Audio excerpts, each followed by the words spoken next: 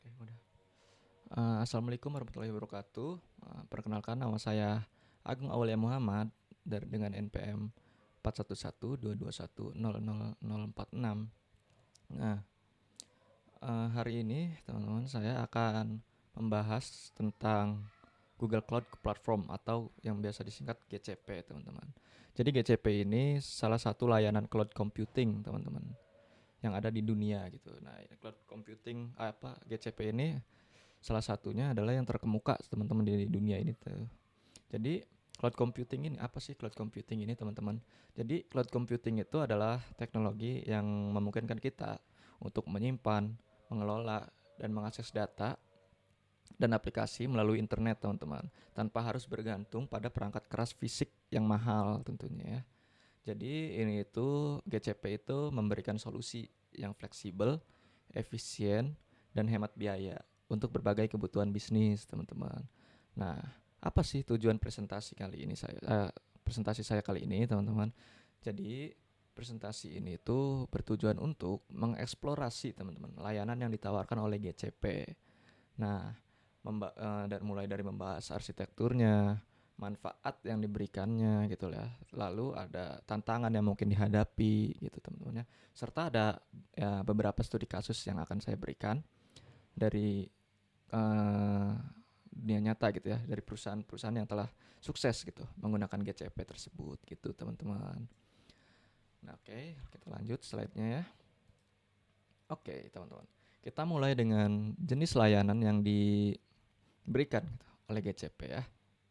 Jadi, GCP ini memberikan 3 jenis layanan, teman-teman. Yang pertama itu, teman-teman, ada infrastruktur as a service, teman-teman. Jadi infrastruktur as a service ini, GCP itu, teman-teman, menawarkan layanan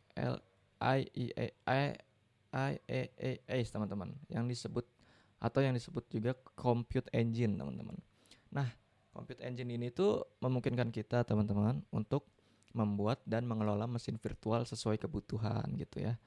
Nah, jadi dengan layanan ini, bisnis itu dapat menjalankan aplikasi di server virtual tanpa harus membeli dan memelihara server fisik, teman-teman.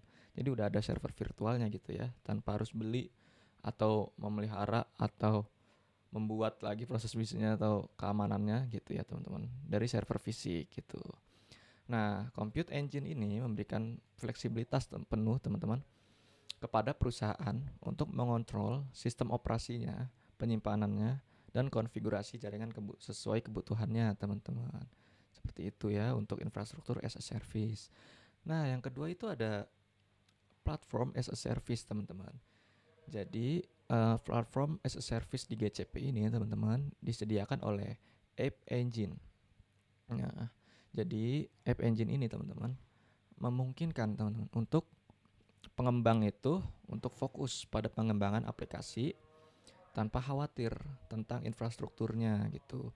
Nah, dengan PaaS ini atau Platform as a Service ini, pengembang tidak perlu mengelola server lagi, tidak perlu patching lagi, atau pemeliharaan lagi gitu ya. Karena GCP itu udah mengurus semua itu gitu, teman-teman. Semuanya itu udah diurus sama GCP untuk tadi hal-hal tersebut ya. Nah, PaaS ini atau Platform as a Service ini, teman-teman, sangat berguna, teman-teman, untuk startup atau perusahaan yang membutuhkan pengembangan aplikasi cepat dan efisien gitu. Jadi ya untuk pengembangan gitu, teman-teman ya. Nah, yang ketiga itu, teman-teman, ada software as a service, teman-teman. Nah, software as a service ini mungkin teman-teman udah gunakan untuk setiap hari atau sehari-hari, mungkin teman-teman udah pada tahu atau apal software ini, yaitu ada Google Workspace atau Google Sheet, Google Docs gitu ya. Jadi Google Drive juga gitu dan lainnya lah gitu ya. Jadi aplikasi ini tuh aplikasi siap pakai gitu, teman-teman, dan kita tidak perlu memikirkan hosting atau penyimpanan lagi gitu ya, karena udah disediain sama GCP-nya gitu. Nah, itu contoh dari software as a service dari GCP, teman-teman. Jadi oke, kesimpulan sederhananya dari ketiga tersebut itu, teman-teman, uh, mau itu IaaS, PaaS dan SaaS, itu membantu perusahaan untuk memenuhi kebutuhan infrastrukturnya teman-teman, platform pengembangannya dan perangkat lunak yang siap pakai teman-teman. Semua itu dalam satu ekosistem yaitu GCP itu ya. Oke, lanjut ke slide ketiga. Slide ketiga itu ada arsitektur dasar dari GCP teman-teman. Nah, jadi GCP ini memiliki teman-teman jaringan pusat data yang tersebar di banyak negara teman-teman, yang mana ini tuh memungkinkan distribusi data yang cepat dan latensi yang rendah teman-teman. Jadi jaringan ini tuh dikenal dengan Google Global Network biasanya, yang memungkinkan pengiriman data dari satu titik ke titik lainnya dengan cepat teman-teman gitu. Nah, ada lapisan keamanan dan enkripsinya juga teman-teman. Dalam hal keamanan, teman-teman, GCP ini menerapkan enkripsi pada semua lapisan data, baik saat data dalam perjalanan maupun dalam penyimpanannya gitu ya, teman-teman. Ini itu membantu melindungi data dari ancaman keamanan digital tentunya ya, dari serangan-serangan cyber gitu ya. Nah, selain itu juga teman-teman, jadi setiap pusat data itu dilengkapi dengan keamanan fisiknya juga teman-teman oleh GCP ini. Mau itu fisik seperti sensor, kamera, dan staf keamanannya yang khusus untuk memastikan keamanan data pelanggan gitu. Gitu, teman-teman. Oke. Oke ya. Sekarang kita lanjut ke manfaat GCP bagi bisnis dan penggunanya, teman-teman. Oke. Nah, di sini tuh ada 4 manfaat dari GCP, teman-teman. Yang pertama itu ada skalabilitas, teman-teman. Jadi, dengan GCP, teman-teman, perusahaan itu dapat meningkatkan atau mengurangi kapasitas server mereka gitu, teman-teman, sesuai kebutuhan mereka. Nah, jika permintaan tiba-tiba meningkat, teman-teman, mereka dapat langsung menambah kapasitas tanpa harus menunggu perangkat keras tambahan gitu. Tinggal upgrade aja gitu ya. Tanpa harus nunggu perangkat keras lainnya gitu ya. Makan waktu juga gitu kan. Jadi ini tuh sangat menguntungkan bagi bisnis yang memiliki permintaan yang fluktuatif, teman-teman. Gitu. Nah, yang kedua itu ada biaya yang efektif, teman-teman. Nah, GCP ini teman-teman menggunakan model bayar sesuai penggunaan, teman-teman. Yang berarti bisnis ini tuh hanya membayar sumber daya yang mereka gunakan aja gitu. Jadi hal ini tuh ya mengurangi investasi awal untuk pembelian perangkat keras tentunya ya, dan pengelolaan pusat data. Jadi ya udah tinggal bayar aja gitu kalau mau upgrade gitu ya. Bayar sesuai penggunaannya gitu, yang misalnya tadinya berapa terabyte gitu ya. Ya udah tinggal di-upgrade ya bayar juga, nambah juga gitu ya biayanya gitu ya. Nah, selanjutnya ada keamanan, teman-teman. Jadi GCP ini memiliki sistem keamanan yang sangat canggih, teman-teman. Selain dari enkripsi datanya, mereka juga mematuhi berbagai standar keamanan global, teman-teman. Ini itu berarti bisnis yang menggunakan GCP itu tidak hanya mendapatkan layanan cloud, teman-teman, tetapi juga keamanan yang setara dengan standar internasionalnya langsung gitu ya. Jadi ya kita tinggal bayar, kita udah dapat ini, waktunya juga lebih efisien gitu ya. Ya, seperti itu. Mau itu paket terendah pun gitu teman-teman, keamanan pasti udah dapat gitu ya. Yang terakhir itu ada inovasi, teman-teman. Nah, GCP ini menawarkan berbagai alat inovatif, teman-teman, seperti kecerdasan buatan atau AI dan analitik big datanya, teman-teman. Jadi alat-alat ini itu tentunya membantu perusahaan untuk melakukan analisis data secara mendalam ya, teman-teman ya, yang bisa digunakan untuk pengambilan keputusan yang lebih baik, teman-teman, dan pengembangan produk yang lebih inovatif gitu. Oke, nah yang tadi itu manfaat. Sekarang kita lanjut ke tantangan atau resikonya, teman-teman gitu. Nah, selain ada manfaat kan pasti ada tantangannya ya, menggunakan GCP ini. Apa sih tantangannya? Jadi di sini itu yang sudah saya analisis, tantangan dari GCP ini ada 4, teman-teman. Yaitu ada privasi dan keamanan datanya tadi. Ya, yang namanya keamanan pasti kita mempunyai resiko ya, teman-teman. Mau itu keamanan sudah bagus mau apa pasti ada resikonya gitu ya. Nah, jadi teman-teman saat menggunakan cloud, data itu berada di server milik Google, teman-teman. Bukan bukan di server internal perusahaan gitu ya.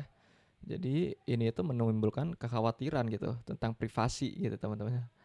Terutama dalam pengelolaan data sensitif seperti data pelanggan atau data keuangan perusahaannya gitu. Karena si data ini dipegang oleh pihak ketiga gitu ya hitungannya. Gitu, teman-teman. Nah, yang kedua ada vendor login, teman-teman. Jadi apa sih vendor login ini, teman-teman? Nah, login ini kondisi ketika perusahaan itu sulit beralih ke penyedia layanan cloud lain, teman-teman. Lain karena udah ketergantungan yang tinggi gitu ya dengan GCP ini. Ketika aplikasi sudah dikembangkan dalam ekosistem GCP, ya mungkin butuh banyak biaya dan waktu untuk memindahkan aplikasi tersebut ke platform lain gitu ya, teman-teman ya. Jadi kalau udah pakai GCP ya udah gitu. GCP aja mungkin ya, lebih baiknya gitu. Nah, yang ketiga juga teman-teman, karena GCP ini berbasis dengan internet atau gitu ya. Yang pasti ada yang namanya kendala jaringan gitu ya. Koleksi internet ini diperlukan gitu ya. Jadi jika terjadi gangguan internet, akses ke aplikasi atau ke data yang mau kita lihat di cloud itu dapat terganggu gitu, teman-teman. Yang mana ini tuh bisa berdampak pada produktivitas perusahaannya gitu, teman-teman. Kalau nge-lag kan lama ya buka apa-apa teh gitu ya. Oke. Yang terakhir atau yang keempat ada biaya yang tersembunyi, teman-teman.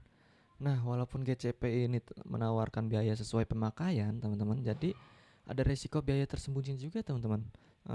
Sesuai contohnya atau misal ya, biaya tambahan untuk transfer data, penggunaan layanan analitik yang ekstensif, atau peningkatan kapasitas yang mendadak, teman-teman, dari GCP gitu. Ya, seperti itulah contohnya ya. Nah, selanjutnya kita akan masuk ke studi kasusnya, teman-teman. Jadi yang studi kasus yang pertama ini ada pada perusahaan Coca-Cola, teman-teman. Nah, bagaimana sih implementasi GCP ini pada Coca-Cola, teman-teman?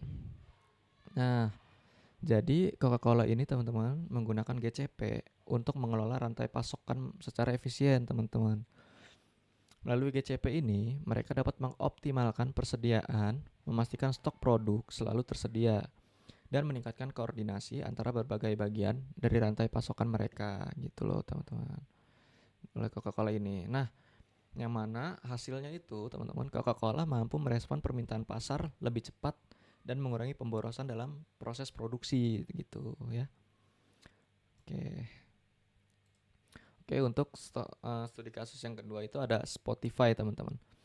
Bagaimana sih implementasi GCP ini di Spotify gitu ya. Jadi teman-teman, Spotify ini menggunakan kemampuan AI dan ke big data di GCP, teman-teman, untuk mempersonalisasi pengalaman pengguna, teman-teman. Nah, dengan menganalisis preferensi musik pengguna, mereka dapat merekomendasikan lagu atau daftar putar yang sesuai dengan selera pengguna, gitu kan.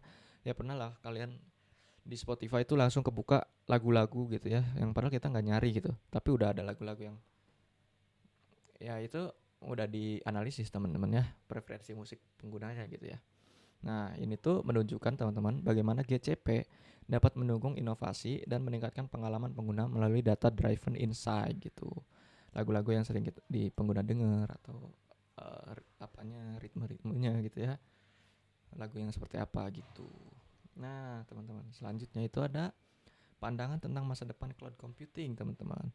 Nah, prediksinya untuk masa depan cloud computing ini akan semakin berperan, teman-teman, dalam pengembangan teknologi seperti AI, Internet of Things atau IoT, dan Big Data gitu, teman-teman. Nah, kita itu bisa berharap, teman-teman, bahwa lebih banyak perusahaan dari berbagai skala akan menggunakan cloud computing uh,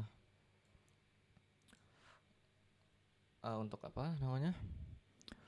Untuk menggunakan cloud untuk meningkatkan efisiensi dan daya saing mereka gitu ya. Nah, selain itu juga, teman-teman, perkembangan standar keamanan yang lebih ketat akan membantu mengurangi kekhawatiran tentang privasi data tadi ya, dan meningkatkan adopsi layanan cloud gitu, teman-teman. Nah, jadi selanjutnya kesimpulannya itu GCP atau Google Cloud Platform ini menawarkan solusi cloud yang fleksibel, aman, dan inovatif bagi bisnis dari berbagai skala, teman-teman. Ya, tapi meskipun adanya tantangan yang harus diperhatikan seperti privasi tadi, potensi biaya tadi, GCP juga terus mengembangkan layanan yang lebih canggih teman-teman untuk mendukung bisnis dalam bertransformasi secara digital tentunya ya. Nah, dengan cloud computing ini, teman-teman, kita melihat masa depan di mana bisnis bisa lebih mudah gitu ya, beradaptasi, berkembang, dan inovatif dalam memenuhi kebutuhan pasar yang terus berubah gitu. Itu teman-teman kesimpulannya. Ya, mungkin segitu saja analisis saya tentang GCP. Mohon maaf kurang lebihnya. Sekian dari saya. Wassalamualaikum warahmatullahi wabarakatuh.